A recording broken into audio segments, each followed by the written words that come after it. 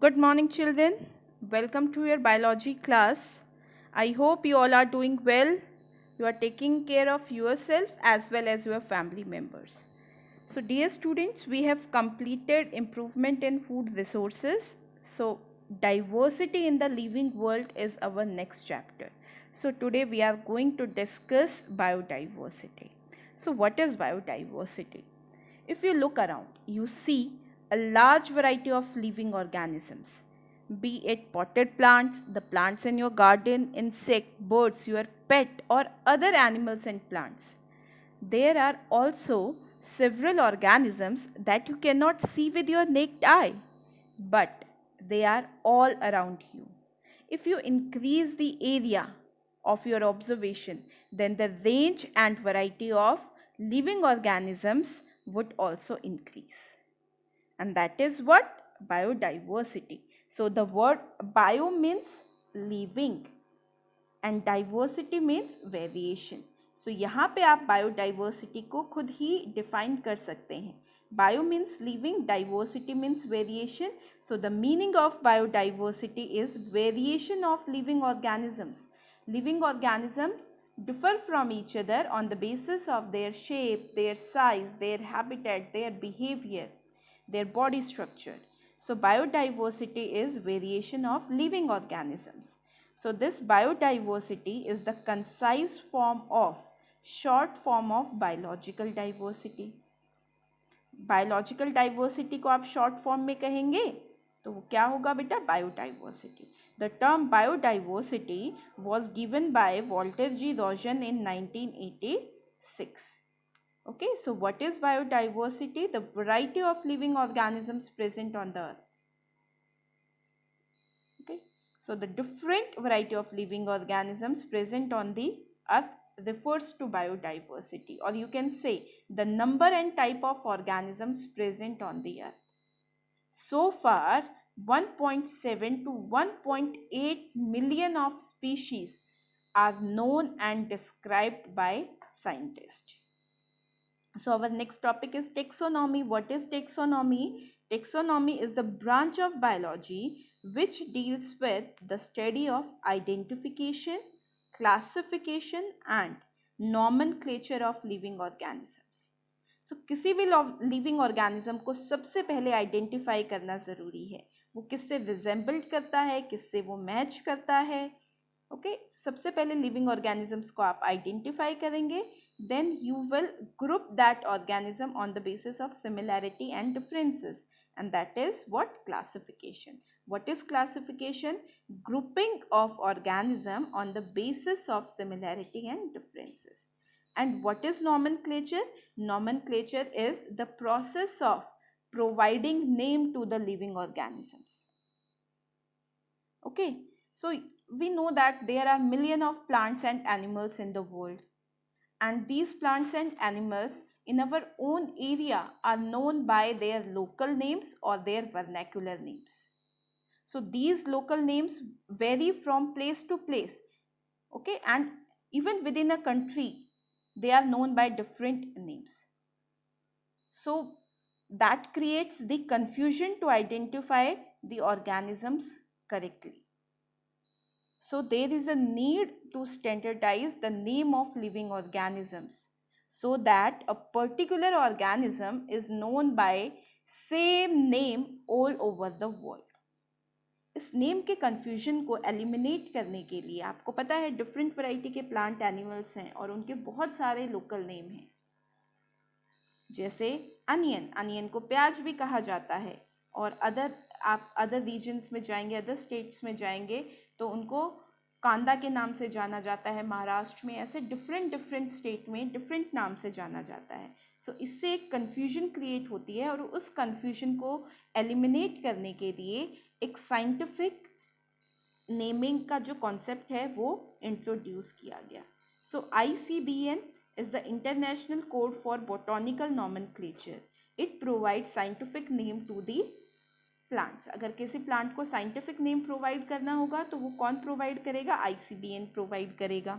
ICBN में जो scientist है जो वहाँ पे वर्क कर रहे हैं, they will provide the scientific name to the plant. If we talk about animals, So ICZN, International Code of Zoological Nomenclature, it will provide the scientific name to the animals. Okay. Now who is father of taxonomy, जिन्होंने सबसे पहले identification classification का जो concept introduce किया. सो classification का जो concept introduce करने वाले जो साइंटिस्ट थे वो थे Carolus Linnaeus, and we also known him by the name Carl von Linnaeus. So Carlus Linnaeus is known as father of taxonomy.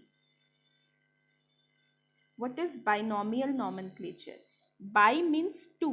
Bi का मतलब क्या है? Two. And nomenclature का मतलब मैंने आपको बताया था. Nomenclature means naming. So binomial nomenclature का मतलब हो गया two naming. Okay?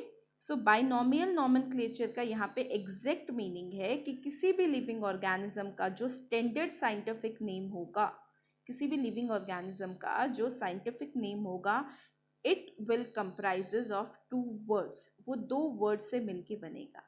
First word is generic name जिसे हम जीनस कहते हैं, and the second word is species name. Okay.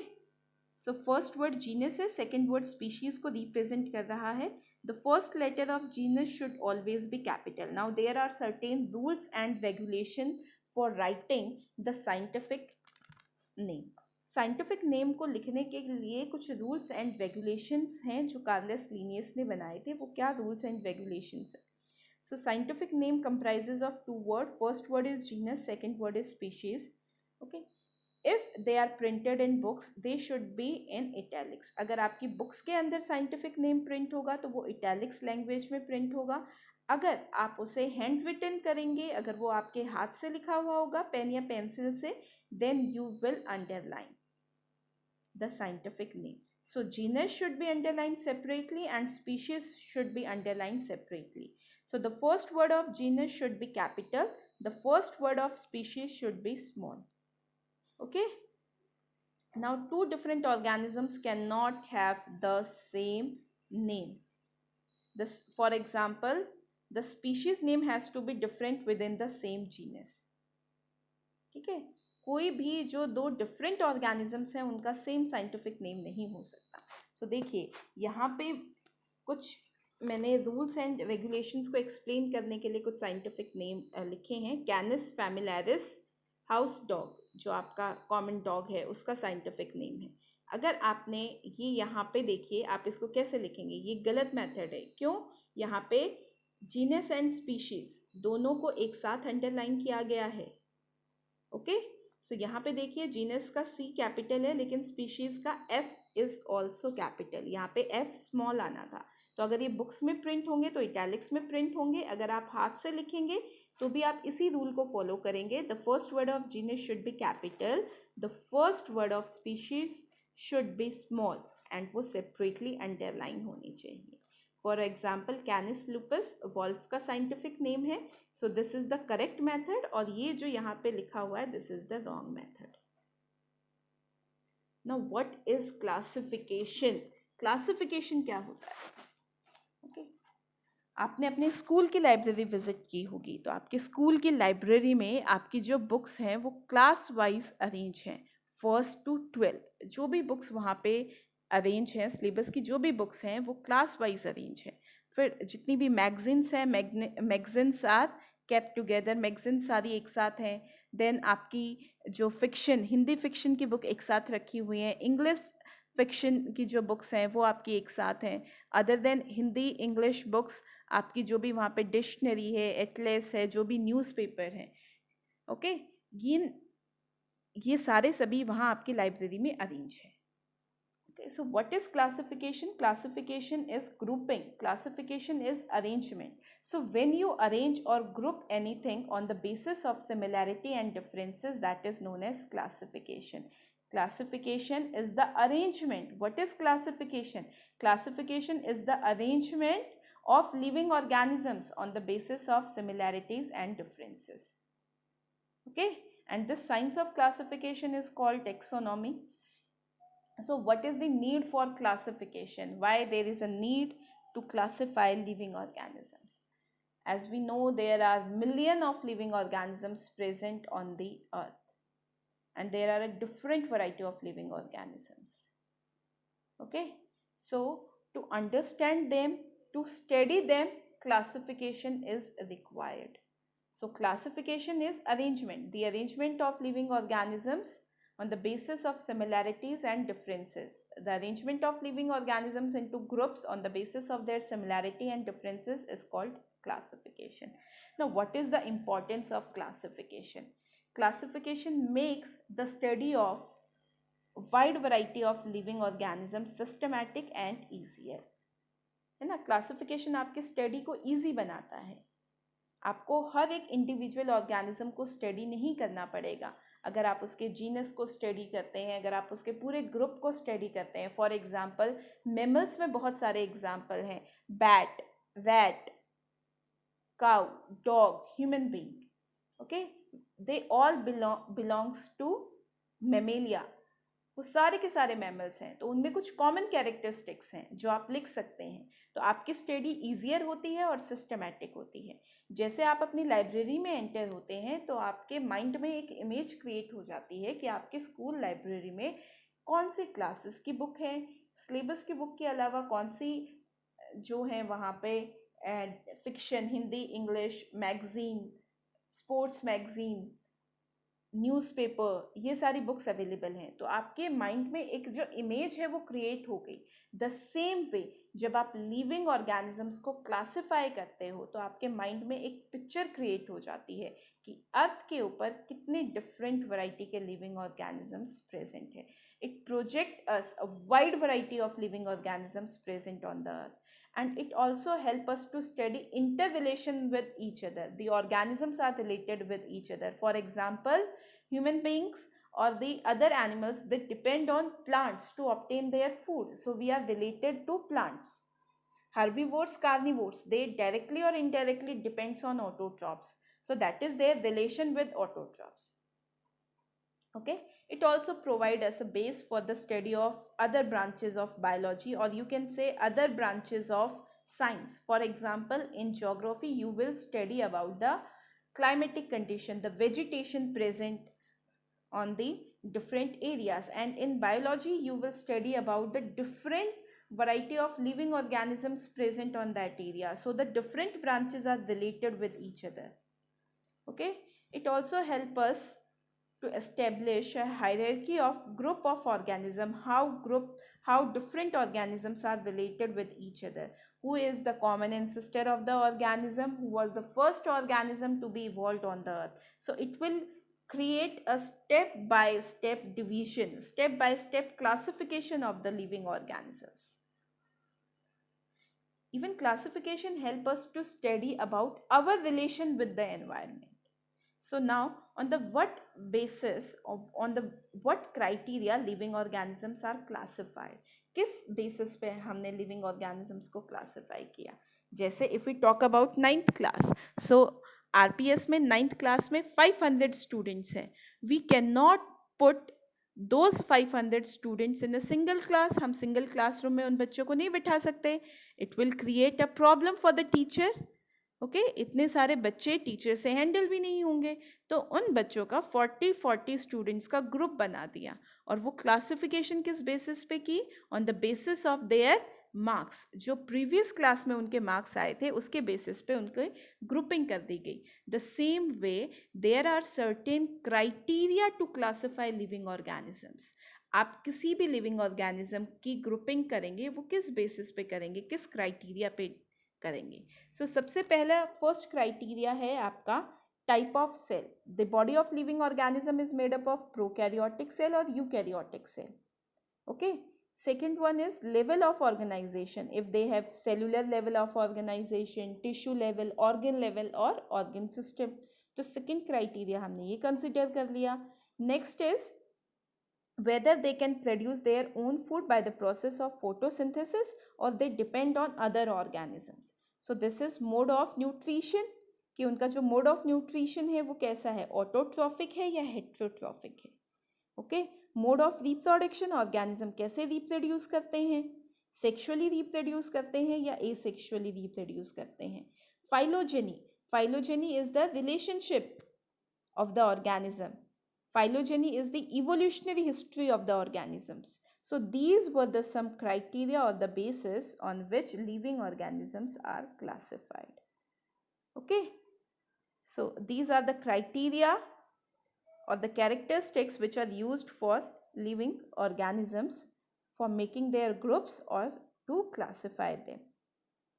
Okay, so on the basis of classification we are able to know that there are organisms which have ancient body designs, which are primitive organisms, and how much they have evolved during, and how much the different organisms have evolved from those primitive organisms. Okay, the organisms which have primitive body design or ancient body design are known as primitive or lower organisms. For example, bacteria, they have a very simple body design, so उनको हम primitive और lower organisms कहते हैं. Okay, the body design of living organisms are gradually changing due to the change in the environment के effect की वजह से living organisms का जो बॉडी डिज़ाइन है वो धीरे धीरे ग्रेजुअली चेंज हो रहा है. And why these changes are required to adapt themselves to the changes in the environment, so that environment में होने वाले changes से वो खुद को adapt कर लें, and it will also help in their survival. So from these changes, from the primitive lower organism, advanced or higher organisms have evolved. Okay, so the advanced or higher organisms, they have a complex body design and structure. So if we talk about hierarchical order of classification, अगर हम hierarchical order of classification की बात करेंगे तो आप कैसे classify करेंगे living organisms को? आप ग्रुपिंग करेंगे, लेकिन वो ग्रुपिंग किस सीक्वेंस में होगा? ये स्टेप बाय स्टेप प्रोसेस है. जैसे आपको फर्स्ट और सेकंड फ्लोर पे जाने के लिए स्टेयर्स का यूज़ करना पड़ता है, ऐसे ही क्लासिफिकेशन की ये डिफरेंट स्टेयर्स है. ओके, तो सबसे बड़ी जो टेक्सोनॉमिक यूनिट है, टेक्सा है, that is kingdom. Next is phylum, next is class, order, family, genus, species. Kingdom, phylum, class, order, family, genus, species. So the different categories are known as taxa. So kingdom is a taxa, phylum is a taxa, class is a taxa. So how can you learn the sequence? आप इस sequence को कैसे learn करेंगे? Kingdom, phylum, class, order, family, genus, species. Species is the smallest taxonomic unit. Kingdom is the largest taxonomic unit. So यहाँ पे देखिए एक trick लिखी है मैंने आपके लिए. Keep pot clean और family get sick. So आपको हर एक वर्ड को अंडरलाइन करना है.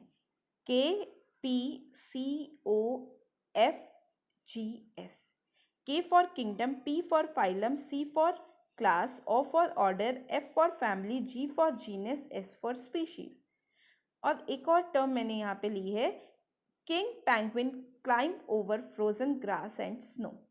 ओके, तो आप दोनों में से कोई भी लाइन लर्न कर सकते हैं, so that you will not make any mistake in learning or writing the hierarchical order. Kingdom, phylum, class, order, family, genus, species. तो सबसे पहले kingdom है taxonomic unit, then phylum, then class, then order, then family, then genus, then species. Now what is kingdom? Okay, तो देखिए हम बात करते हैं, आप species से learn कीजिए. It will make your learning easy. ये आपकी लर्निंग को ईजी बनाएगा. तो आप स्पीशीज़ से लर्न कीजिए. What is a species?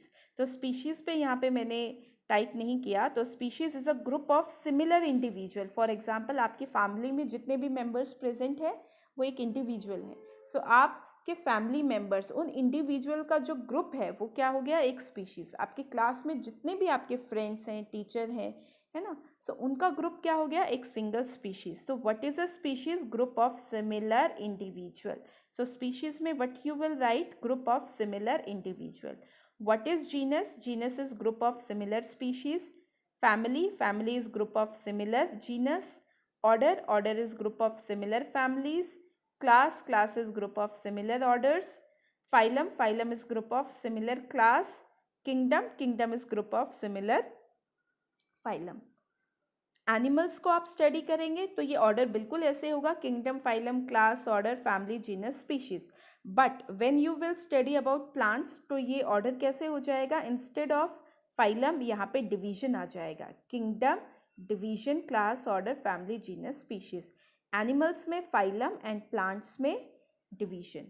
Okay, सो यहाँ पे देखिए मैंने हायरार्कियल ऑर्डर जो है वो ह्यूमन बींग्स का लिखा है। किंगडम कौन सा है हमारा? Animalia. We belongs to kingdom animalia.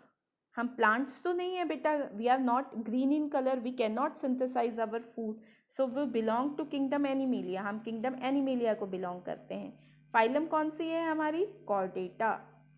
Okay, phylum हमारी कॉर्डेटा है। We have backbone, we have vertebral column. Class हमारा मेमेलिया है। We are breast bearing animals. Our order is Primata. Family is Hominidae. Genus is homo and species is sapien. ठीक है, हमारी जो species है वो कौन सी है? यहाँ पे सैपियन है। यहाँ पे मैंने होमो सैपियन, देखो साइंटिफिक नेम एक साथ लिखा है, लेकिन आपको पता होना चाहिए हमारी स्पीशीज़ कौन सी है? सैपियंस। ओके, सो देखिए किंगडम एनिमेलिया, किंगडम एनिमेलिया से बिलोंग करते हैं, मल्टी सेल्यूलर ऑर्गेनिज्म है। ओके, फाइलम हमारी कॉर्डेटा है। We have a spinal cord. आपके स्पाइनल कॉर्ड है आपके बैक में, आपके बैक साइड में जो बैकबोन है, जो रीढ़ की हड्डी है, आपकी बैकबोन के अंदर एक नर्व है और उस नर्व को हम कहते हैं spinal cord. We belong to class mammalia. Mammalia warm blooded animals हैं, कॉर्डेट एनिमल्स हैं। So female bears breast. Females में मेमेरी ग्लैंड है वो फंक्शनल है, बट मेल्स में फंक्शनल नहीं है। फीमेल्स में मेमेरी ग्लैंड किस लिए यूज़ होते हैं? To nourish their young one. We belong to order Primata. We have collarbones, we have eyes, okay, we have grasping hands, fingers, we have types of incisor and molars, teeth. Incisor and molars are the types of teeth. We belong to family Hominidae. Okay, we have large brain, we have flat face, we can use our hand and feet differently. Our genus is Homo. Okay, and our species is sapien. Okay, so this is the 5 kingdom classification which we are going to study in our next class. So please watch the video carefully, learn your topics. You can also write your notes from this presentation or from the provided PDF. Thank you class, thank you so much.